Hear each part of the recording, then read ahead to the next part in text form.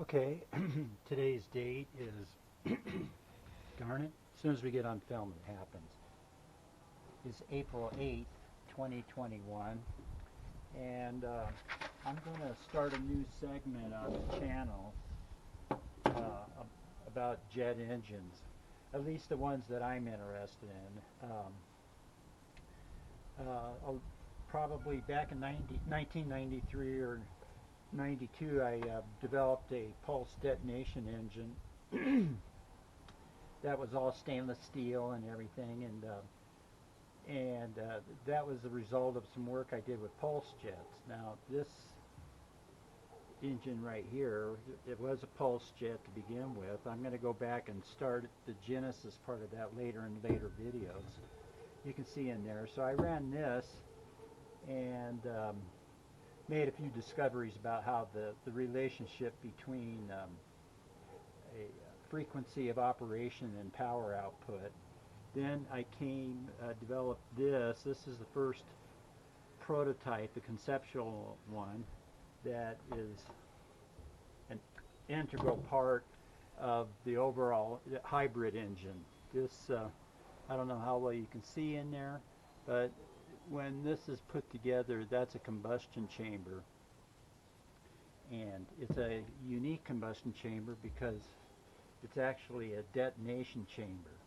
And how that interfaces with this we'll cover in future videos. But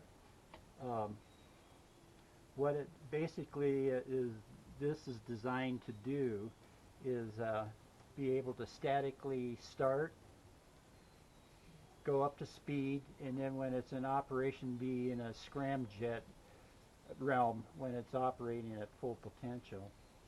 Because when this is running, you can see it'll be an empty tube basically. So what we're going to do is the first phase of this is to document the creative process and what are some of the things that would put this whole concept together to begin with. So I had some questions. I'm gonna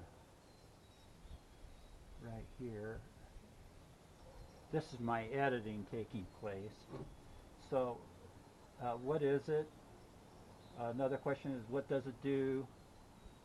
What makes this a unique engine? What is the end goal for the engine? And we'll probably leave it at that. You know, horsepower and things like that we'll talk about in future videos. So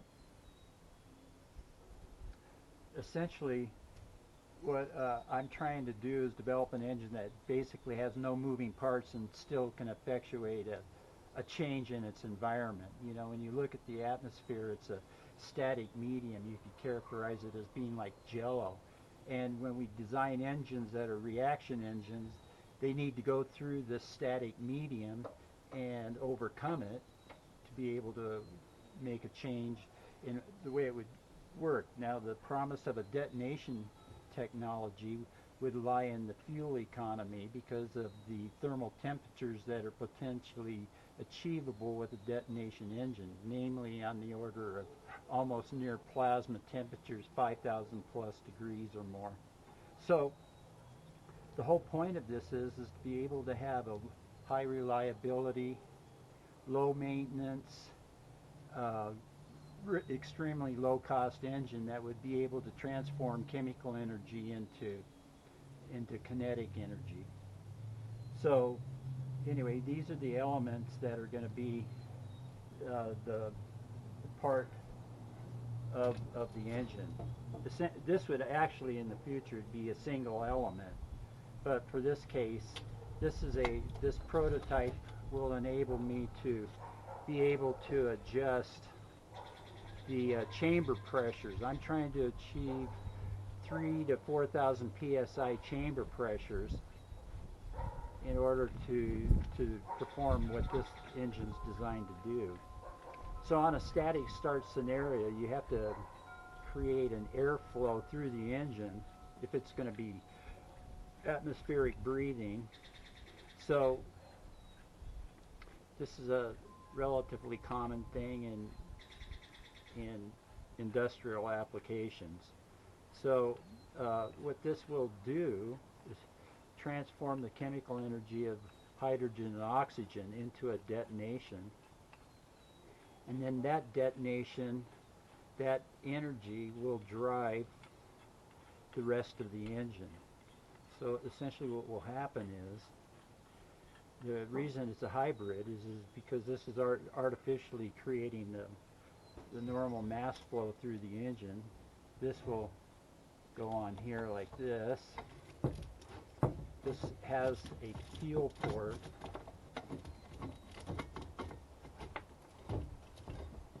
No, it's not. Oh.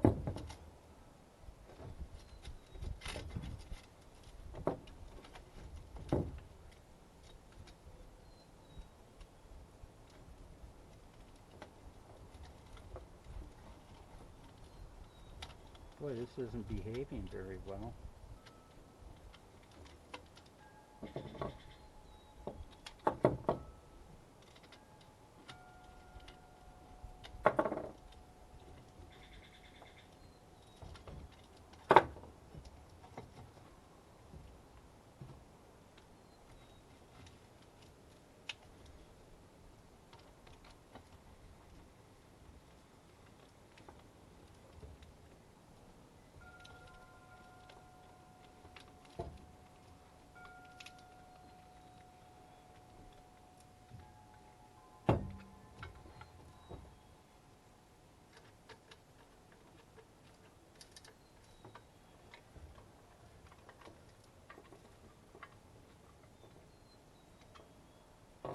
So this is where we're at. This is the let me get this sheet.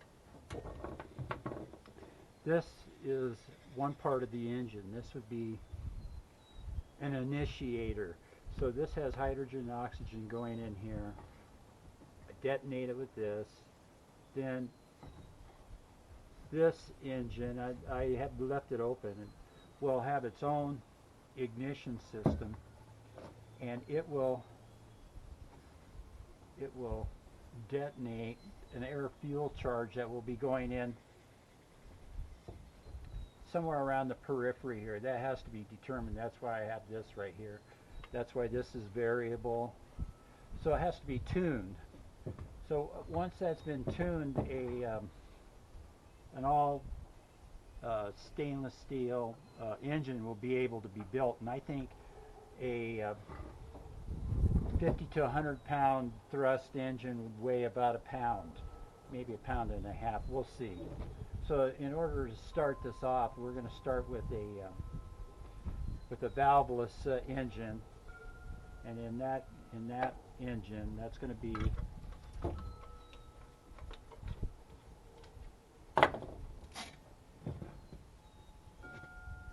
this engine here. So there's I'll put an insert in here, and I'll use a self-attenuating, or anyway, you would call it an aero valve, that will have no moving parts, and then we'll be able to judge the frequency of operation by where we inject the fuel, and or where we have the air enter as well. So this is an acoustic engine. It's just like a pipe organ. So there are myriad combinations and diameters and lengths and everything which affect sound, and that's essentially what this engine would do until it gets in the scramjet or even ramjet realm. It'll still be a frequency dominated engine. So anyway, I think that's good enough for the first video of jet engines.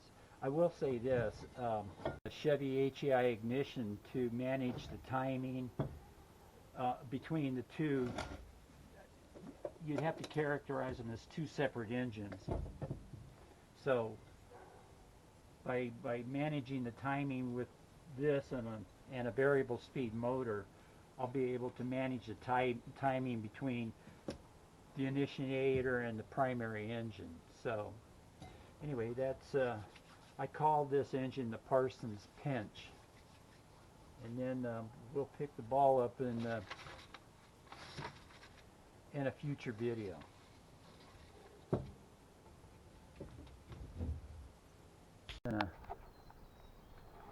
Right here, this is my editing taking place.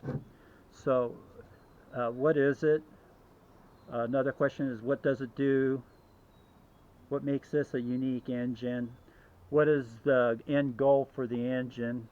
And we'll probably leave it at that. You know, horsepower and things like that we'll talk about in future videos.